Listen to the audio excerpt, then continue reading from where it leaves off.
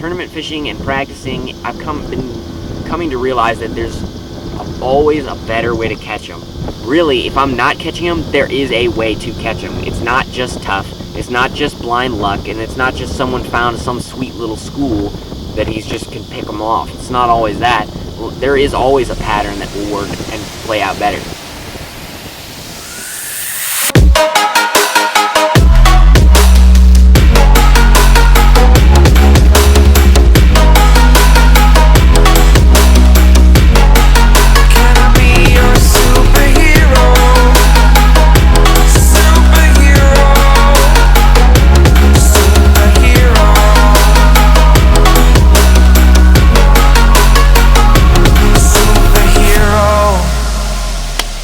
What's up guys, Jack here with Obsessed Fishing, and I know it's a little late in coming, but this is my tournament video from fishing the FLW BFL. This was in the Piedmont division on Smith Mountain Lake.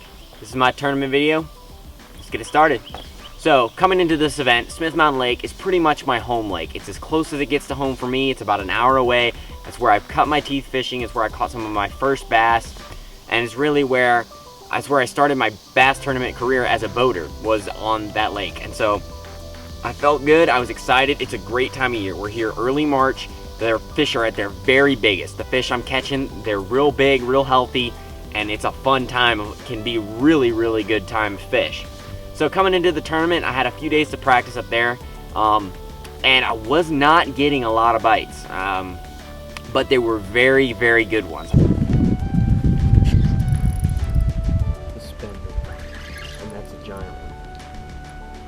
Giant one. Suspended.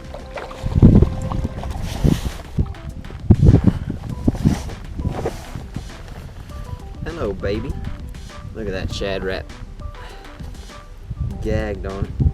And so I knew going into it that it was going to be tough. It was going to be, bites were going to be few and far between, and I really didn't have any specific area or anything really truly dialed in. But the one thing I did know is that the mid to upper end of the lake, up in the Roanoke River arm, is where I spend the majority of my time. It's where I've fished most of my life, and I just know that section of the lake very well. So I knew that was pretty much where I wanted to start, and that morning that's all I needed to know and all I wanted to know. That looks like more than 104. Yeah. Like that looks like a lot.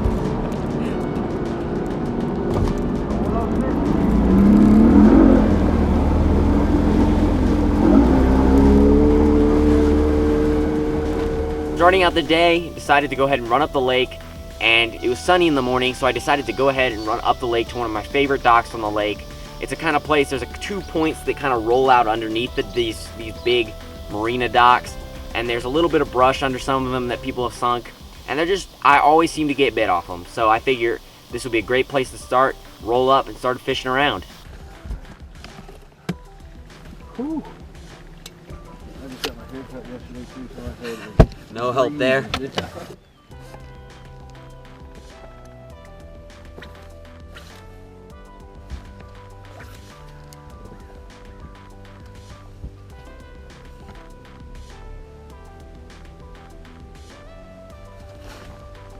Go.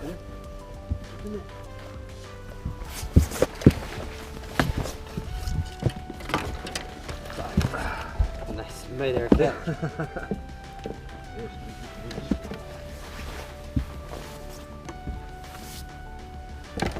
Look how, it's like, why do they eat anything right now? Part of me wonders it's just maybe the reason it's so tough is because they've been gorging, and now it's like, right, now they're just full. Now it's like, why even? Fish. That always feels good, get one early. Yeah. Anyway, I was lucky enough to get one really good fish in the boat, a 2.5, 3 pounder in the boat, really in the first 10 minutes of fishing, which really calmed me down a lot. I felt really good about that. And I was thinking, hey, maybe this will go great. And you know, first stop, first dock, you know, catch me a 3 pounder on a jig. Perfect. Let's just keep doing that.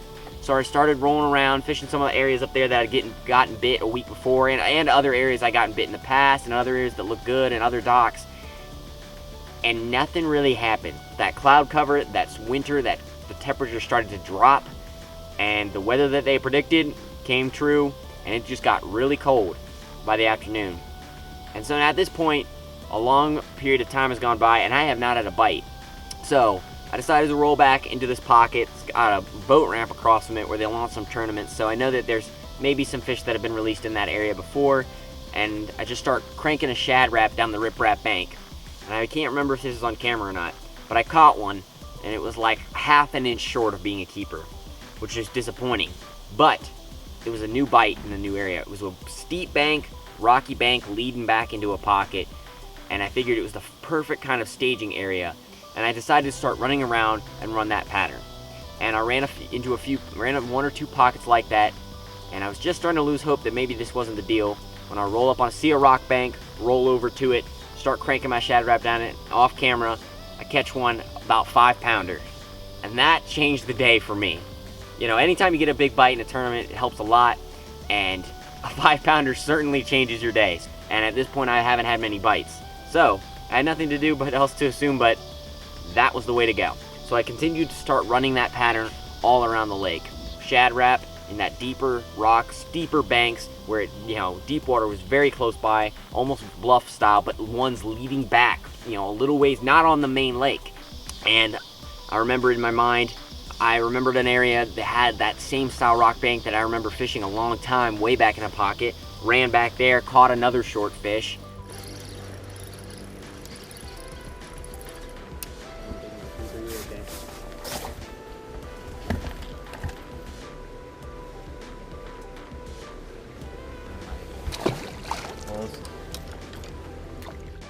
Bounced around in that pocket, found another bank, and then caught another 2-pounder.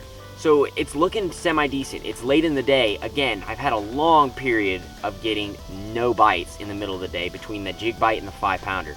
So it was a long time that's elapsed, but now it's starting to get on a roll. It's not automatic. It's still tough, but I'm getting some bites. It was at this point that the snow and the hail really started coming down, and I had to put the GoPro away, and I look at the watch and I realize we're pretty much out of time, especially with this, bad weather. I need to start heading back. So I left that upper end, made it back, was the last boat of the last flight, barely squeaked it in, back to check-in, and that was it. I had 3 fish, and that was all I had. 3 decent fish, but 3 fish nonetheless. And I ended up scraping out with like a 37th, I think, 38th place finish. With 3 fish, they ended up weighing around 10.5 pounds. And so that was pretty much how I ended my second Shenandoah Division event. And I was a little bit disappointed. The main thing that I was disappointed in is I felt like I had figured out a pattern, because I ran it, I caught 4 fish doing it, and I caught a 5-pounder doing it. But I just never got 2 more keepers. Again, hindsight is always 20/20, and so looking back on what I would have done differently, really I can't think of much different that I would have done, other than I really, really wish I had run more areas of the lake.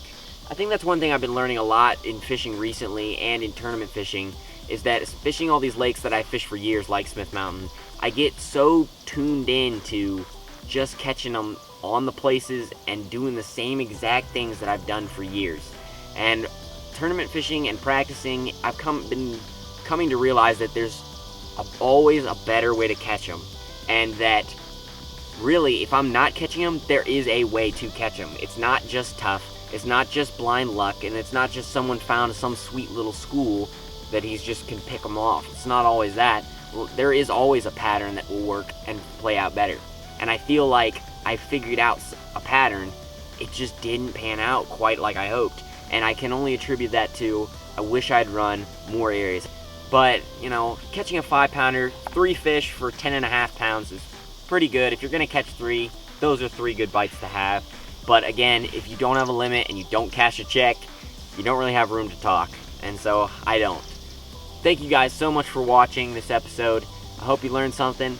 And tight lines, God bless.